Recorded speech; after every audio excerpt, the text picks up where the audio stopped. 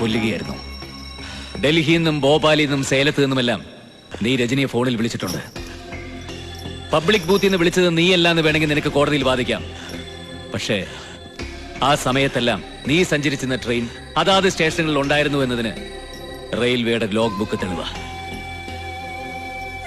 ഇനി മറ്റൊന്നിനു കൂടി നീ ഉത്തരം പറഞ്ഞേ പറ്റൂ. ചണ്ഡീഗറിലെ ഇൻഫൻട്രി യൂണിറ്റിൽ നിന്ന് കാണാതെ പോയ തോക്ക് നിന്റെ വീട്ടിലെ കിണറ്റിൽ എങ്ങനെ വന്നു? ഇനിയും നീ രക്ഷപ്പെടാന്ന് കരുതണ്ട. സത്യം പറയടാ, പ്രവീണിനെ കൊല്ലാൻ നിനക്ക് പണം തന്നത് കിഷോറിന്റെ അച്ഛൻ പ്രതാപ് ഓർമ്മയല്ലേ? അല്ല, അവനെ കൊല്ലാനുള്ള തീരുമാനം എന്റേത് മാത്രമായിരുന്നു. നിഷ്കളങ്കയായ ഒരു പാവം പെൺകുട്ടിയുടെ ജീവിതം നശിപ്പിച്ചവനാണ് അവൻ. കുഞ്ഞുനാൾ മുതൽ നിങ്ങൾ സ്നേഹിച്ച പെണ്ണിനെ ഇങ്ങനെ ഒരു തെമ്മാടി നശിപ്പിച്ചാൽ നിങ്ങളും ഇത് തന്നെ ചെയ്യുമായിരുന്നു. ആത്മാഭിമാനമുള്ള ഏത് പുരുഷനും ഇതേ ചെയ്യൂ. നന്ദകുമാറിന്റെ മൊഴി അനുസരിച്ച് ഞങ്ങൾ ദേവരാജനെയും അറസ്റ്റ് ചെയ്തു. ഉണ്ടായതെല്ലാം അവൻ തുറന്നു പറഞ്ഞു. പ്രവീണിനെ കുറിച്ച് ദേവരാജ് വെളിപ്പെടുത്തിയ സത്യങ്ങൾ വിശ്വസിക്കാവുന്നതിലും അപ്പുറത്തായിരുന്നു. പുറമേക്ക് കാണുന്ന പോലെ ഒരു മാന്യനായിരുന്നില്ല പ്രവീൺ. സ്ത്രീകൾ അയാൾക്കൊരു ബലഹീനതയായിരുന്നു. രജനിയാണ് പ്രവീണിന് വേണ്ടി പുതിയ പുതിയ പെൺകുട്ടികളെ കണ്ടെത്തിക്കൊണ്ടിരുന്നത്. ഒരു ദിവസം സ്പോൺസർഷിപ്പിന്റെ കാര്യത്തിനെന്നും പറഞ്ഞ് രജനി വളരെ തന്ത്രപൂർവ്വം ദീപയെ എസ്റ്റേറ്റ് ബംഗ്ലാവിൽ എത്തിച്ചു. അവിടെ വെച്ച് ഒരു ഗ്ലാസ് ജ്യൂസ് കുടിച്ചതുവരെ അവൾക്ക് ഓർമ്മയുള്ളൂ. പിന്നെ ഉണരുമ്പോൾ അവൾക്കെല്ലാം നഷ്ടപ്പെട്ടിരുന്നു. അതേക്കുറിച്ച് ചോദിക്കാനാ ഞാനന്ന് പ്രവീണിന്റെ ഓഫീസിൽ ചെന്നത്. പക്ഷെ അയാൾ എന്നെ ഭീഷണിപ്പെടുത്തി വിട്ടു. അവിടുന്ന് ഞാൻ കണ്ണീരോടെയാണ് ഇറങ്ങി പോകുന്നത്. ദീപ ആത്മഹത്യയുടെ വാക്കിലായിരുന്നു. അവളെ ആശ്വസിപ്പിക്കാൻ എനിക്കായില്ല. ഒടുവിൽ ഞാൻ നന്ദേട്ടനെ വിളിച്ചു. ഈ വിവരം അറിഞ്ഞപ്പോ എന്റെ അവസ്ഥ എന്തായിരുന്നു എന്ന് സാറിന് ഊഹിക്കാലോ. സ്കൂളിൽ പഠിക്കുന്ന കാലം മുതൽ ദീപ എന്റേതായിരുന്നു. എന്തൊക്കെ സംഭവിച്ചാലും ഞാൻ അവളെ ഉപേക്ഷിക്കില്ലെന്ന് ഉറപ്പു കൊടുത്തു. ഒടുവിൽ ദീപ ഒരുവിധം നോർമലായി. ഈ സമയത്താണ് ഒരു ദിവസം രജനി വീണ്ടും ദീപയെ വിളിച്ചത്. പ്രവീണിന് ദീപയെ വീണ്ടും വേണമെന്ന് അറിയിക്കാൻ. പറ്റില്ലെന്ന് ദീപ പറഞ്ഞപ്പോ രജനി അവളെ ബ്ലാക്ക്മെയിൽ ചെയ്യാൻ തുടങ്ങി. അന്ന് പ്രവീൺ അവളുടെ ചിത്രങ്ങൾ എടുത്തിട്ടുണ്ടെന്നും ചെന്നില്ലെങ്കിൽ അത് മഞ്ഞപത്രങ്ങൾക്ക് അയച്ചു കൊടുക്കുമെന്നായിരുന്നു ഭീഷണി. നിങ്ങൾ എന്തുകൊണ്ട് പോലീസിൽ പരാതിപ്പെട്ടില്ല? ഇത്രയും സ്വാധീനമുള്ള ഒരാൾക്കെതിരെ പോലീസിൽ പരാതി കൊടുത്ത് വിജയിക്കാൻ ഞങ്ങളെപ്പോലുള്ളവർക്ക് പറ്റുമെന്ന് സാറിന് തോന്നുന്നുണ്ടോ? ഇനി സത്യസന്ധമായി പോലീസ് അന്വേഷിച്ചാൽ പോലും എന്താ ഉണ്ടാവുക? തെളിവെടുപ്പെന്ന് പറഞ്ഞ് കേരളം മുഴുവൻ അവളെ സഞ്ചരിക്കുന്ന കാഴ്ച ബംഗ്ലാവ് പോലെ കൊണ്ടു നടക്കും. പൊടിപ്പും തൊങ്ങലും വെച്ച് പത്രങ്ങളത് ആഘോഷിക്കും. അതുകൊണ്ടാ സാർ ഞാൻ വീണ്ടും നന്ദേട്ടനെ വിളിച്ചേ. ദേവന്റെ ഫോൺ കിട്ടിയ ആ നിമിഷം തന്നെ രജനിയുടെയും പ്രവീണിന്റെ കൊലപാതകം ഞാൻ മനസ്സിൽ ഉറപ്പിച്ചു കഴിഞ്ഞിരുന്നു.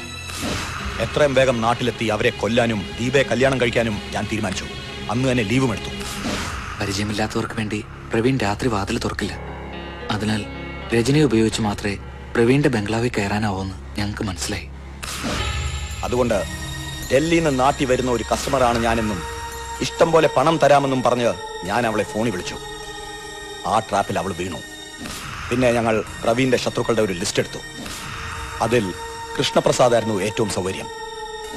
അന്ന് തന്നെ അയാളുടെ ഒരു ഷർട്ട് ഞങ്ങൾ കൈക്കലാക്കി. ഒരേ കമ്പനിയുടെ ഒരേ മോഡലിലുള്ള ഒരേ സൈസിലുള്ള പുതിയ 2 ജോഡി ഷൂസുകൾ ഞങ്ങൾ വാങ്ങിച്ചു. അത് ധരിച്ചുകൊണ്ടാണ് ഞങ്ങൾ അന്നത്തെ ദിവസം ആരംഭിച്ചത്. പക്ഷേ അവിടെ കണ്ട കാഴ്ച തീരെ പ്രതീക്ഷിക്കാത്തതായിരുന്നു. വാതിൽ തുറന്നു കിടക്കുമായിരുന്നു. അകത്ത് പ്രവീൺ മരിച്ച നിലയിലും. നോ, നിങ്ങൾ ഈ പറഞ്ഞത് നുണയാണ്. അല്ല സർ, ഞാൻ പറഞ്ഞ സത്യമാണ്. പ്രവീണിനെ കൊന്നത് ഞങ്ങളല്ല. ഞങ്ങൾ ചെല്ലുമ്പോൾ പ്രവീൺ മരിച്ചു കിടക്കുമായിരുന്നു. ഞാൻ അടുത്ത് ചെന്ന് നോക്കി. പ്രവീണിന്റെ വലത്ത് കയ്യിൽ എന്തോ ഒന്ന് ചുരുട്ടിപ്പിടിച്ചിട്ടുണ്ടായിരുന്നു. അത് ഞാൻ കൈക്കലാക്കി. ചുവന്ന നൂലിൽ പന്ത്രക്കെട്ടുള്ള ഒരു രക്ഷ. അതിന്റെ നൂല് മൽപ്പിടുത്തത്തിനിടയിൽ വലിച്ചു പൊട്ടിച്ച നിലയിലായിരുന്നു. അതിനാൽ അത് കൊലയാളിയുടേതാണെന്ന തീർച്ച. അത് ഞാൻ സൂക്ഷിച്ചു വെച്ചിട്ടുണ്ട്. കാരണം പ്രവീണിനെ കൊന്നത് ഞാനല്ലെന്ന് തെളിയിക്കാനുള്ള ഒരേ ഒരു തെളിവാണത്.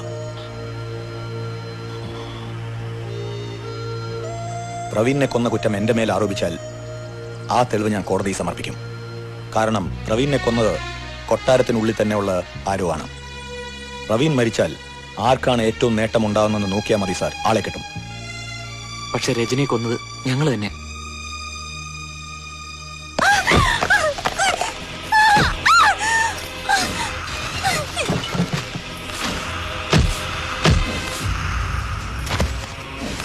അതിനിടയിൽ വടികൊണ്ട് ദേവന്റെ കൈമുറിഞ്ഞു. ആ സമയത്ത് തലയിൽ നിറയൊഴിച്ച് ഞാൻ അവളുടെ മരണം ഉറപ്പുവരുത്തി. പിന്നീട് കൃഷ്ണപ്രസാദിന്റെ ഷർട്ടിലും ഇരുമ്പുവടിയിലും പ്രവീണിന്റെ രക്തം തെറിപ്പിച്ചു. എന്നിട്ട് ഞാനത് രണ്ടും തോട്ടത്തിൽ കൊണ്ടുപോയി കുഴിച്ചിട്ടു. ആ സമയത്ത് ഞാൻ അവരുടെ ബോഡി പുറത്തേക്ക് കൊണ്ടുപോയി.